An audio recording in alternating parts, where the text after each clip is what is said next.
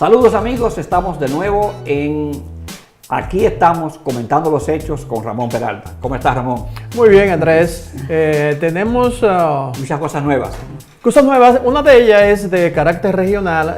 Tú sabes que la ciudad de Kalamazoo, el condado, sí, pasó una resolución para proveer de identificación a todas aquellas personas que carecen de ella. En este caso, que no tienen licencia y que no tienen la identificación del Estado. Eso es un paso sumamente importante, sobre todo para nuestra población migrante. Sí, claro, muy importante, porque el problema de la falta de identificación es terrible. La gente lo necesita para sacar cuenta bancaria, para hacer cualquier tipo de cosa. Y como de acuerdo a las leyes de identificación del Estado, para sacar una licencia o un ID se necesita prueba de presencia legal. Es un tremendo problema. Es una buena solución y yo creo que hace tiempo la ciudad de Grand Rapids debió haberlo hecho. Y hace tiempo los líderes de la comunidad latina aquí en Grand Rapids debieron haber presionado a los comisionados de Grand Rapids y del condado también, del condado de Kent, preferiblemente del condado porque abarca mucho más, para que la gente, para que ellos aprueben también. Detroit también aprobó eso. Sí, Detroit, sí. O sea, yo no entiendo por qué Grand Rapids no lo ha hecho todavía. Y es muy importante porque yo sé que se está cacareando mucho el asunto de las licencias ahora, como con la nueva ley que permite que las personas puedan manejar con licencias extranjeras.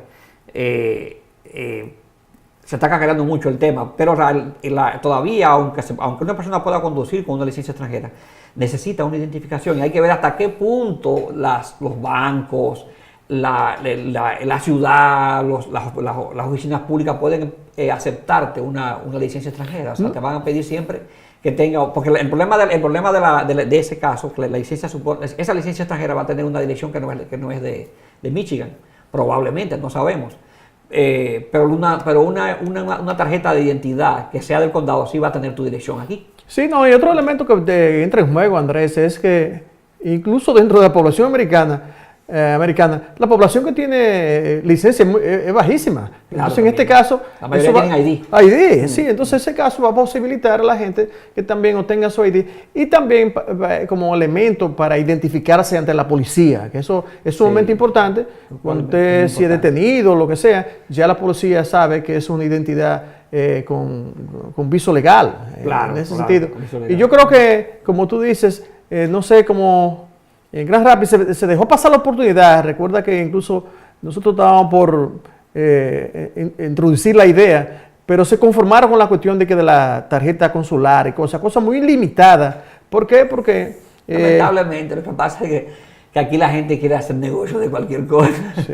No, y que solamente también se piensa que el consulado mexicano, guatemalteco, hondureño y toda la población de otros países que tenemos aquí, que quedan totalmente fuera de esa identidad. Entonces, en este caso, volvemos a repetir, yo creo que es un gran paso que ojalá sea imitado, no solamente por Grand Rapids, sino toda una serie de ciudades alrededor, donde hay una gran población también. Yo te digo del asunto de negocios, porque mucha gente no sabe que algunos consulados son beneficiarios de la venta y eso es totalmente legal, eso no es nada ilegal.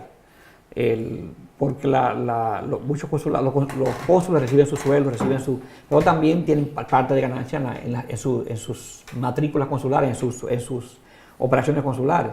Entonces, también fue una buena intención de algunos consulados. Por ejemplo, el consulado de Guatemala estaba intentando también hacer eso y logró algunas cosas, pero realmente lo que se necesita es una identificación oficial.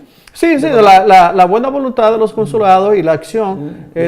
No estamos diciendo que está mal, no, está bien. Exacto. Pero lo que tiene es que tiene un sentido muy limitado, porque solamente se aplica a los ciudadanos de esos países, que tenemos mucha gente de otras nacionalidades y de otros continentes. Aquí hay una gran población, una población africana, de diferentes países, asiática, y que podrían ser beneficiados por esa resolución. Bueno, otro tema que, Andrés, que está por este ya de carácter nacional fue, tú sabes que el año pasado la Suprema Corte de Justicia pasó una resolución recomendando a los estados que aquellos jóvenes que fueron condenados siendo menores de edad a estar presos de por vida, sin derecho a la libertad de bajo palabra, que los estados tuvieran en consideración ya a esos jóvenes que ya han cumplido cuántos años de su sentencia, que tengan la posibilidad de adquirir la libertad. Muchos estados han dado un viso positivo a eso, y hay 19 de ellos que ya han elaborado medidas para tomar en consideración esa resolución de la Suprema Corte, pero hay otros donde incluso de manera penosa, nuestro estado Michigan y Pensilvania, que son los dos estados donde la resolución no ha sido recibida por las autoridades como debió ser sido recibida. En el sentido de que aquí en Michigan el Congreso pasó unos límites que en realidad no varían no benefician a los jóvenes que están. La decisión de la Suprema Corte fue precisamente para beneficiar a esos jóvenes. A esos jóvenes, sí. Pero esto lo que han hecho en Michigan no es bueno, nada. Tú sabes que fue que lo que la Suprema recomienda es que esos jóvenes que eran jóvenes tal vez hace 20 años, pero que ya son gente madura, que esa gente se vuelva como a recondenar o reconsiderar sus penas, sus casos. Entonces, la legislatura de Michigan tuvo la gracia de poner unos límites que en realidad invalidan la resolución de la Suprema Corte, porque lo que decidió la Suprema Corte, la legislatura de Michigan, es establecer entre 25 y 60 años para esa persona obtener su libertad. Es decir, si un señor ya ha cumplido 25 años preso y fue a los 15 que cometió el crimen, hoy si sigue esa guía de resolución y le aplican 40 años en su nueva sentencia, ¿para qué? ¿Ya va a estar muerto o ya...? Y eso se lo agradecemos a nuestro procurador general, Bill Sweater, que anda buscando ser gobernador. Y esperamos que nunca llegue a ese cargo, porque es un declarado antiinmigrante. Porque fue una recomendación de él a la legislatura. Sí, y ese elemento beneficia sobre todo a las minorías, donde son las mayoría de los jóvenes. Como tú me dijiste, ¿sabes? Los datos que tú... El 90%, por ejemplo, en el condado de Wayne, en Detroit, que comprende a Detroit, el 90% de esos jóvenes son afroamericanos. Y ellos representan el 40% de la población. Es decir, tú ves la carga de hacia dónde va. Entonces, claro, seguimos entonces nosotros los hispanos. Esa es una cosa, Andrés, de parte de la gente, de nuestra democracia, que la gente a veces no percibe la falla del sistema. Y que en realidad tenemos una democracia que beneficia a pequeños grupos. Otro elemento que se inserta dentro de esa problemática es el hecho de que muchos de esos jóvenes también, según hemos podido investigar, fueron condenados muchas veces forzados por no tener una asesoría legal correspondiente, buena, y se vieron obligados a admitir los crímenes que tal vez no cometieron. Muchos abogados te proponen que te declares culpable para resolver fácil el caso. Sí, la mayoría de eso... Y sin embargo, pero muchas veces... Muchas personas se han declarado culpables sin realmente ser culpables, porque es la única salida que han encontrado. Sí, porque resulta, Andrés, que la mayoría de esas personas son de bajos recursos, no pueden pagar costearse un abogado, entonces tienen que apelar a esos abogados nombrados por el Estado para resolver esos problemas. Tienen muchísimos casos, no pueden dedicarle mucho tiempo a uno. Entonces muchas veces gente va a parar a la cárcel sin ser tal vez los culpables del hecho que se le atribuye. Entonces es bastante complicado, Andrés, el hecho de la justicia aquí. La gente ve el hecho muy, muy simple, pero es bastante complicado en el sentido de que hay una población que en realidad no es amparada por el derecho de una democracia, que es usted ser escuchado y que antes de usted ser condenado se muestran evidencias que... Decía el jefe de prensa de la Alemania de Hitler que una mentira repetida muchas veces se convierte en verdad. Y una de las mentiras que más se repite en el mundo es que Estados Unidos tiene el modelo de democracia. Y realmente eso es una mentira. Sí, claro. Mira, hay un caso, escúchame que te interrumpa, en Detroit vi un caso de un joven que tiene ya, no sé, unos 20 o 25 años preso. Y que él dice que él no cometió el crimen que se le acusó. Pero mira, ahora lo quieren resentenciarlo. ¿Y qué sucede? Que el expediente no aparece.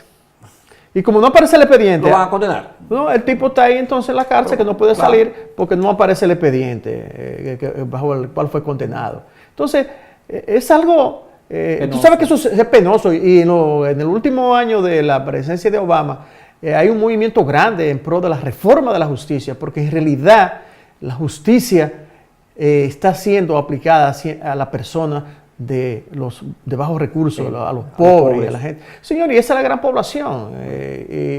Y eso es parte de la democracia. La gente concibe la democracia simplemente para ir a votar cada 4 años. No, señores, eso es insignificante. Y si por eso lo fuera a medir, tampoco es democracia, porque este es el país que tiene el menor índice de participación electoral. Claro. Bueno, vamos a hacer una pequeña pausa y continuamos con Aquí estamos comentando los hechos.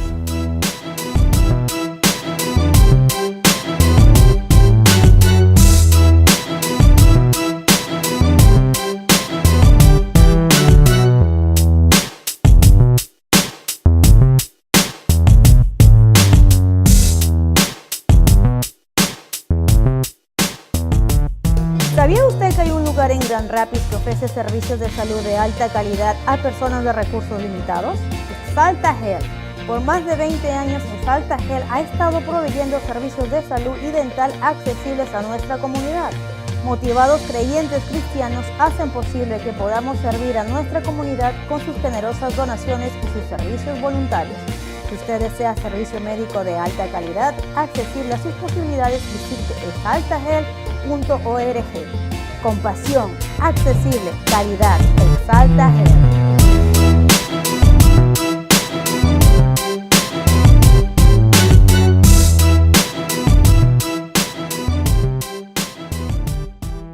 Continuamos aquí comentando los hechos con Ramón Peralta. Ramón, acabamos de pasar el 4 de julio. Mucha gente celebró la independencia de los Estados Unidos, los patriotas se sintieron muy bien, los que no son patriotas gozaron mucho viendo los fuegos artificiales. En esa celebración del 4 de julio hay muchas cosas envueltas, pero una de las cosas que más comunes y más cotidianas fue el asunto del escándalo de los fuegos artificiales, además del peligro que representan. La gente se está quejando de que realmente del cambio de la ley que hubo en el 2012 que primero permitió que se compraran, que se importaran aquí, se vendieran aquí en el estado de Michigan fuegos artificiales que antes estaban prohibidos y que la gente iba a Indiana a comprarlos y bajaba hasta Ohio. Y también que se movieron las horas y se dio un permiso mayor para que la gente tire los famosos petardos. Bueno, hay una complicación con ese problema de los fuegos artificiales. Yo desde que vivo aquí en esta ciudad hace unos 35 años, no he visto la manera que puedan controlar con ley y sin ley el hecho de que se exploten los fuegos artificiales a la hora que sea, porque son tantos que no creo que las autoridades podrán llevar a la población a decir, no, ya se acabó hasta la hora, pero no.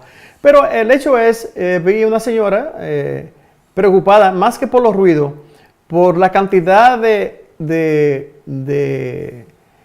basura que le cayeron a su piscina en el patio de ella. Dice que los residuos de los fuegos artificiales cayeron en su piscina y le dice ella que no le valía limpiar la piscina cada día, porque una cantidad de basura. A mí no me preocupa la piscina porque no tengo piscina.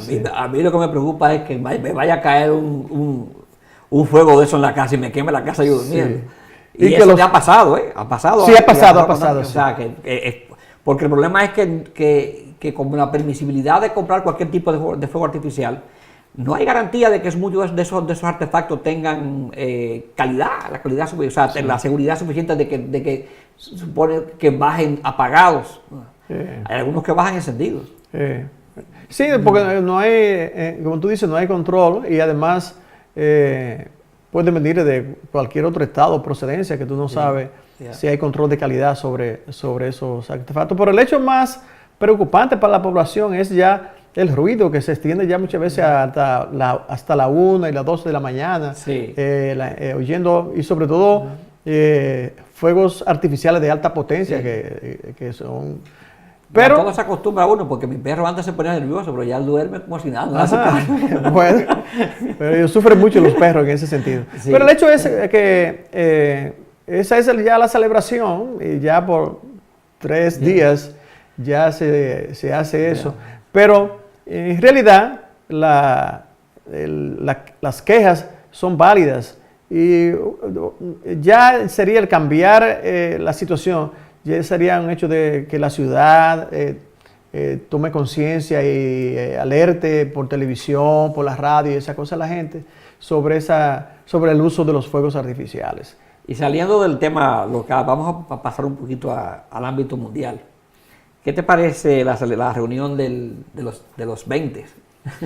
Bueno, tú sabes que ya se ha hecho una tradición, que las grandes potencias industriales se reúnen para... Los grandes o chiquitos se fregaron. No para otra cosa que tomar medidas de cómo consolidar sus capitales. Sí. De ahí nada sale para más de 3/4 partes de la población mundial que vive bajo la pobreza.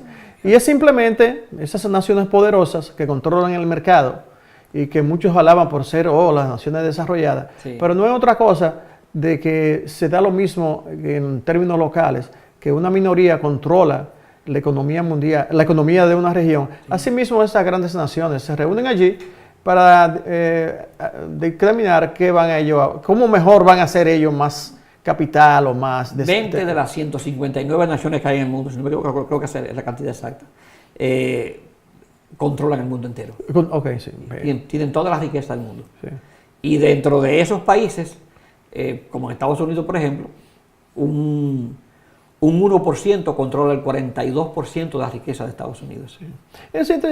En realidad, aunque claro, recibe mucha prensa, como decía no hace mucho el Papa Francisco, diciendo que no tiene nada que ver con Don Francisco. Sí, no, que dice él, siempre estamos preocupados que si la bolsa de valores cae o sube, pero no estamos preocupados por cerca de 2 billones o 3 billones de personas que mueren de hambre, que padecen hambre en el mundo. Y es verdad, sí. Eso no preocupa. Lo que preocupa sí es cuánto van a ganar los que tienen grandes inversiones o dinero en la bolsa de valores, y eso es lo que preocupa. Y yo creo que esa reunión es eso, es decir, es algo que... Consolidar el poder y consolidar el poder económico y el poder militar también. Sí, claro. Decía, hay un adagio o una frase en la historia que dice que detrás de la economía va la bandera. Claro. Por eso es que, y eso vamos a elaborarlo también en otro comentario, el hecho de que la gente vea aquí a Estados Unidos, que la flota americana está en el mar Pacífico de China, en el mar de la China y cosas, y uno dice, ven acá, ¿y qué hacen estos señores allí? Es simplemente, señores... Nosotros no somos chinos. Sí, claro, y la frontera de aquí no se extiende tan lejos. No llega hasta allá. No llega hasta allá. Entonces, el simple hecho es el hecho económico, de que la economía de un país es defendida a toda costa, y se usa para eso una cosa que se llama la fuerza militar, que no es para defender libertad y democracia, que es simplemente para consolidar la influencia económica, la hegemonía, como se decía antes, económica de una nación. Entonces, allí están ellos para delimitar sus movimientos y fuerzas económicas, que si tú haces esto, yo no voy a hacer otro. Mira este caso del señor de Corea del Norte. Ahí están diciendo China y Rusia que son lo que tienen este señor ahí para también jugar con los norteamericanos. Sí. Lo sostienen y están ahí. ¿En base a qué? En base también a unos intereses económicos de esas naciones. No sé Si pasamos a otro tema, ¿tú crees? Volviendo al tema del asunto del poder militar también. Ahora que volviendo al tema del 4 de julio, que se mezclan las cosas, te voy a decir por qué. Porque hablamos del asunto de las armas y del poder militar, pero también y del 4 de julio en Chicago. Eso es bueno notarlo. En Chicago el fin de semana del 4 de julio, se produjeron 56 homicidios. Una cosa horrible, con armas de fuego. Bueno, precisamente ese era el tema que quería tocar. Recuérdate que pasó ese incidente antes de ayer en la noche, un policía fue asesinado, una señora policía de New York, un médico armado con un R-15 fue a asaltar un hospital con una arma semiautomática y no asesinó más gente porque no sé por qué obra. Y el incidente en que los legisladores estaban practicando para un juego de béisbol y allí también apareció un señor con un fusil automático. La mayoría de esos casos, la gente que llevaron a cabo esos dos incidentes obtuvieron esas armas lo más sin ningún problema. Entonces es una cosa que hemos martillado lo grande es que los defensores de las armas dicen que es bueno que las armas ayudan a que no pasen ese tipo de cosas, porque si hubiera habido alguien armado en ese momento ahí, esa persona le hubiera respondido al atacante.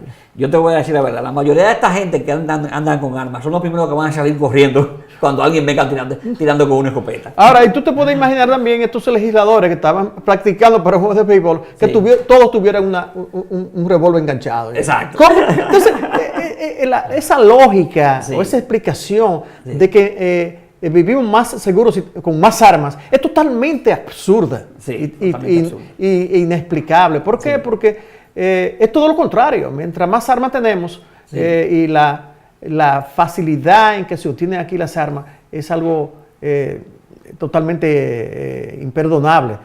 ¿Por qué? Porque otras naciones, yo te decía el caso, Japón en un año tuvo una muerte por armas. Sí.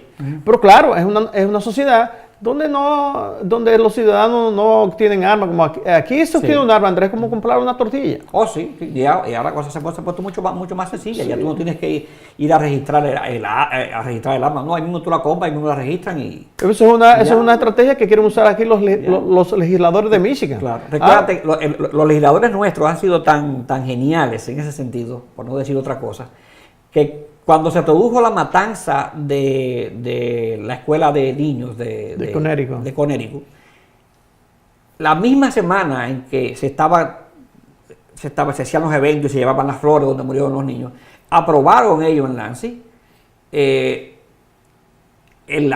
liberalizar la tenencia de armas, el porte de armas. Aprobaron incluso peor aún. Recuerdo que en esa ley no solamente era liberalizarla, es decir, hacer más fácil conseguir el permiso para tenerla, sino también que se permitiera llevar a las escuelas y a las universidades armas de fuego. Y eso fue aprobado en Lansing. Y todavía está vigente. Entonces, hay muchas personas que los simpatizantes de la idea de las armas, que dicen que se apoyan en lo que llamó la segunda enmienda. La segunda enmienda, señores, se establece en un momento que este país todavía era casi una selva, y donde después de la expansión hacia el oeste no había medios policiales, entonces la gente tenía que tener armas para protegerse de ellos mismos. Correcto. Pero ya hemos pasado a una sociedad donde hay cuerpos policiales establecidos, y por otro lado también nosotros tampoco no nos oponemos a que radicalmente se evite usted tener un arma. Hay personas que por tener un negocio o por tener ciertas funciones necesitan un arma, pero que eso se siga en base a un procedimiento, que se investigue el background. Del background, porque el background check que se hace aquí para venderte un arma no es profundo, es decir, primero se hace a nivel solamente local y estatal, no entra al sistema nacional. a menos que haya una alerta ya del FBI de esa persona. Y lo peor aún, no hay conexión e información entre las autoridades que procesan el asunto de vender las armas o que autorizan la venta de armas. No hay comunicación entre ellos y los hospitales psiquiátricos. O sea, no hay. Tú puedes haber salido ayer de un hospital psiquiátrico por esquizofrenia paranoica y tú puedes comprar un arma. Oh, sí. No solamente eso, Andrés. Al margen de eso, en los shows de armas, tú puedes comprar armas sin ningún tipo de requerimiento. Eso es un tema bastante amplio que yo creo que en otra ocasión podemos volver porque es bastante amplio y que preocupa a muchas personas. Correcto. Sobre todo con estos continuos incidentes como que tú notabas en Chicago, que afectan a la sociedad como tal. Exactamente. Bueno, llegamos al final aquí estamos comentando los hechos, ya comentamos y seguiremos comentando en otros programas, así que nos vemos en otra oportunidad en Comentando los Hechos con Andrés Abreu y Ramón Peralta.